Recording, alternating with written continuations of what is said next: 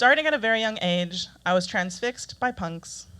I remember peering at them in fascination, clad in their all-black clothing, covered in spikes and studs, with neon-colored hair, defying gravity.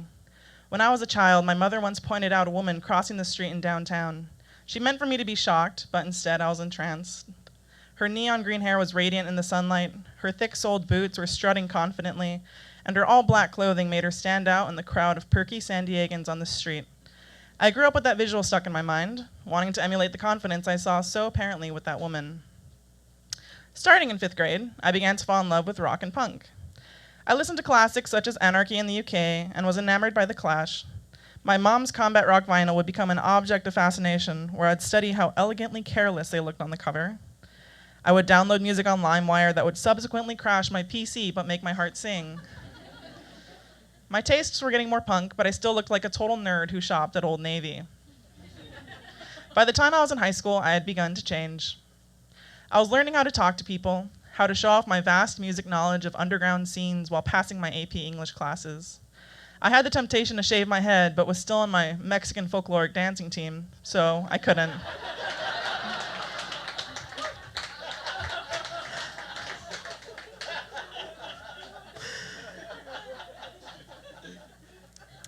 I began to leave the radio and listen to the blaring horns of ska music from No Doubt, or the politically charged ramblings from Choking Victim and Crass.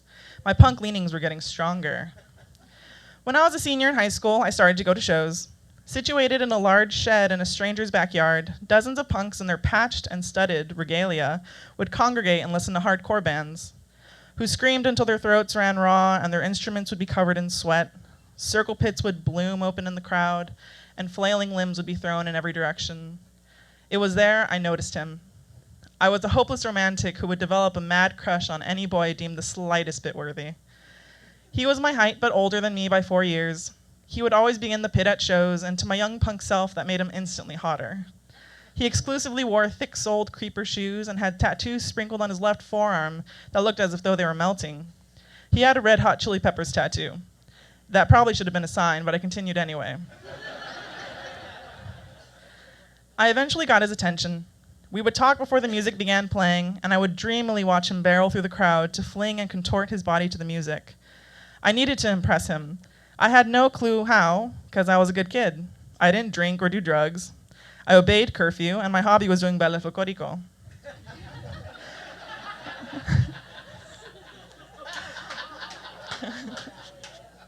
Okay.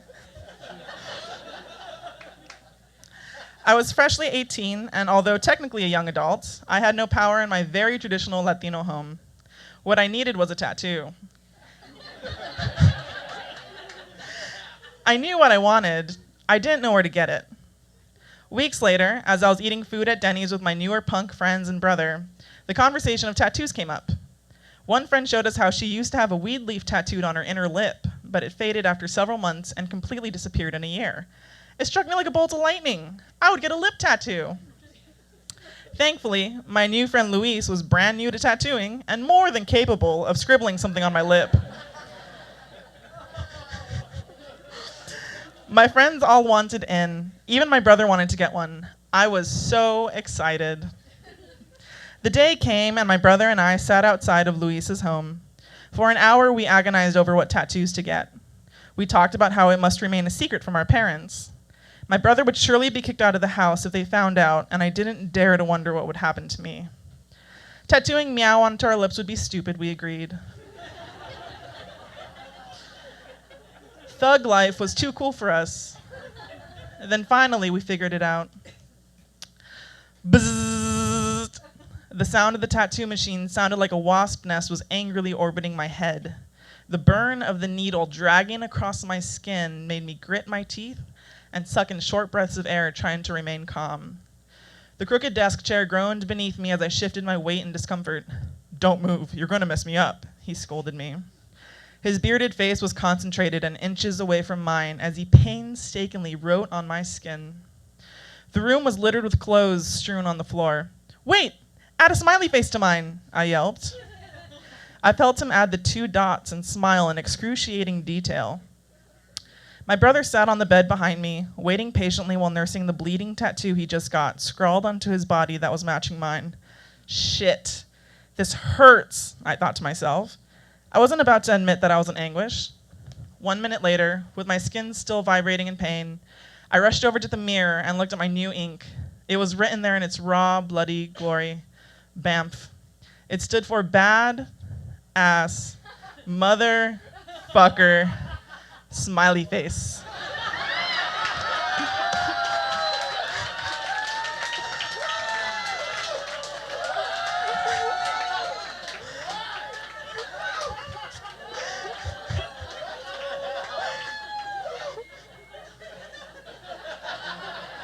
Yeah. I would surely become one after this. I had to.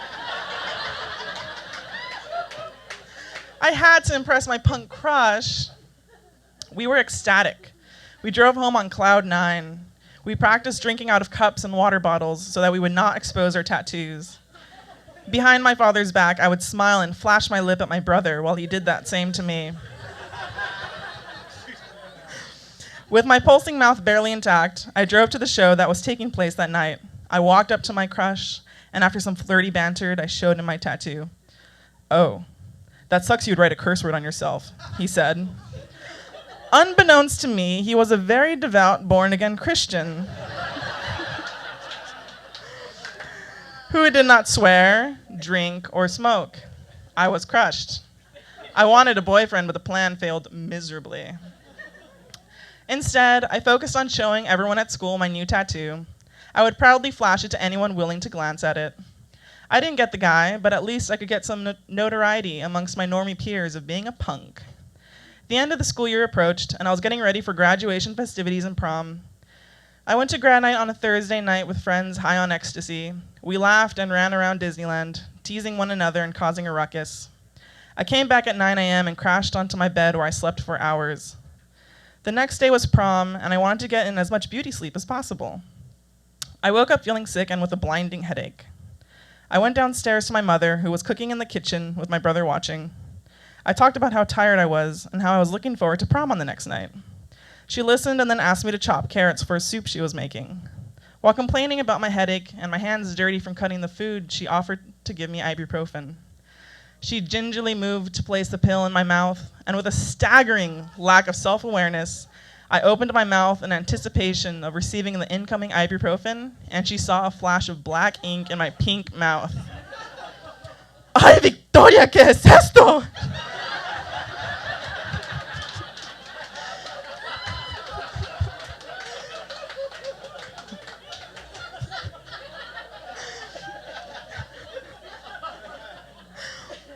My stomach sank to my feet. I looked away and fervently chopped the vegetables with more enthusiasm and passion than a plant should ever deserve. "What were you saying, Mom? Huh? What was it?" "What is that on your lip?" I deflected her questions as best as I could, which apparently was not very good at all. I could feel the sweat start to appear on my brow as I tried to shake off my mother's attention, but her eyes were glued to me like a dog chasing a cat. My hands were shaking.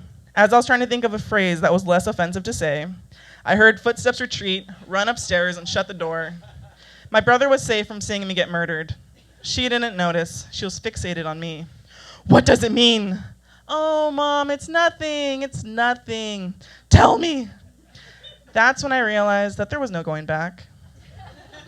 I always wanted to be a punk, to be a badass, to not give a fuck. So here was my chance.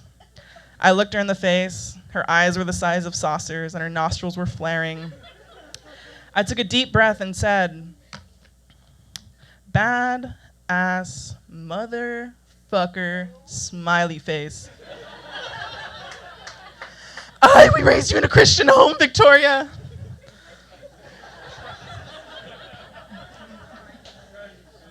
Seeing my chance to escape, I quickly walked out of the kitchen. I knew I was dead. I ran upstairs into my room and laid on my bed, texting friends what happened and how I was freaking out. My mother slammed the front door shut and left with my brother to go to the store. I knew I was in trouble, but it was going to be nothing compared to when my father got home. Hours later, he arrived. I showered to avoid the inevitable. After sitting in my room for nearly half an hour, he casually called my name. I went downstairs to see him sitting on his spot on the couch. I sat as far as possible away from him. Come here. Come on. Scoot a little closer. He nearly cooed. Holy shit, I am dead, I thought. I moved over inch by inch until I was sitting directly next to him. He pulled my bottom lip and took a look at the wretched scrawling. He asked if getting the tattoo hurt. Yeah, a lot. Well, it's going to hurt a hell of a lot more to get it off. He then outlined that I was going to see a specialist who would laser the tattoo off because I would not have that filth on my body. I was shocked. It'll only last 6 months, I pleaded. They fade and disappear. They weren't buying it. During this devastating talk, my dutiful and brave brother was cowering in his room, afraid to be forced to pull down his lip and show our parents that I wasn't the only stupid kid. But still, I would not tell on him. I was a good sister. I was the vault for our secrets, and he was my beloved older brother. I would be devastated if he was kicked out of the house because we had been close our entire lives. I was on the verge of tears before I was waved away by my father. I was terrified to get my mouth lasered and the crooked writing burnt out of my mouth. No way in hell that would hurt any less than the initial tattoo. Fortunately, my ass was saved by the fact that I was already 18 and they couldn't legally force me to get the tattoo removed. So I was safe in that aspect. However, my plans were about to be abruptly changed. The following morning, I was laying in bed, daydreaming about my prom night. My green leopard print prom dress hung in the closet. My patent stilettos sat at attention, waiting to be walked in. I was thrilled that they found my tattoo, and I was free. Or so I thought. 2 quick knocks on my door, and my father swung it open. He stuck in his head, and a near blur said, "You're not going to prom," then slammed the door shut. For a moment, I was stunned into silence before I let out a wail that would make dogs howl in unison across the neighborhood. My prom! My one magical night was now ruined. My dress peeked at me from the closet, mocking me in all of its green glory. After 2 hours of tearful phone calls to friends, I laid there, dejected, pissed, and defeated. The punk thing to do would be to zip up that dress, strap on my heels, and casually flip the bird to my parents as I strutted out to my car that they happened to pay for. But truthfully, despite the leopard print on my denim vest, the crass I had playing on my iPod, and the hardcore band shirt that I proudly wore to everything, I was still just a nerd. Not a punk poser, but someone who was still mostly a square. So instead, I licked my wounds a little longer and called a friend and watched a movie that night with my parents. For my brother, however, he waited in agonizing terror for the moment I would give him up to my parents. I never did. It wasn't until a year later, when he was moving out of the house, that he showed my mother his ridiculous tattoo. I was told, she gasped in horror. That same night, I walked past my parents' bedroom and suddenly heard, "You're a really good sister," called out to me. I stopped for a moment and asked why. My mother said, "Your brother showed me his tattoo." "Gah?" My father nearly yelled as he spun to look at my mother. "Your son has the same damn tattoo. She didn't tell on him this entire time." I walked away as I heard my mother explaining to my father what happened. I looked in the mirror in my bedroom at the tattoo. It was as fresh as the day as I got it buzzed onto my lip. Having someone who has tattooed less than a month to scrawl VAMP was a bad idea. In his novice ways, he pushed too hard while tattooing and went past the membrane of my mouth and far deeper into the skin than what was recommended. So I'll have this tattoo for the rest of my life.